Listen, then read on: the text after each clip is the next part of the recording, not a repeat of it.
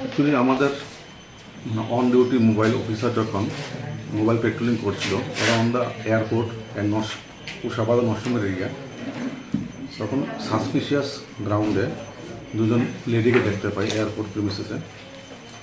Accordingly তাদেরকে preliminary যখন interrogation করা হয়েছিল তখন তাদেরকে বাংলাদেশি বলে সাসপেক্ট করা হয়েছে। তখন তাদেরকে আমরা ডিটেন করে থানাতে নিয়ে আসি এবং ইন্টারোগেশন মধ্যে জানতে পারি তারা বাংলাদেশি ন্যাশনাল। এর মধ্যে একজনের নাম হলো আসমা, যার বয়স 23, আর একজন হলো স্বপ্না সরকার, যার বয়স হলো 21।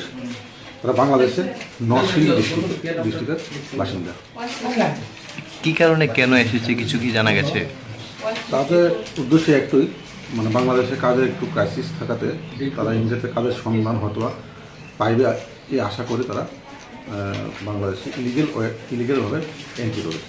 কোন সাইডটার থেকে তারা মানে ভারতে ঢুকেছে?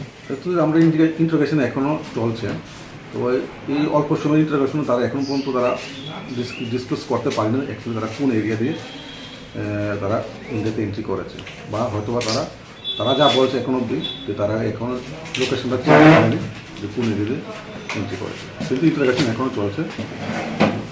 তাদের সঙ্গে কি আর কেউ রয়েছে, কিছু পাওয়া গেছে?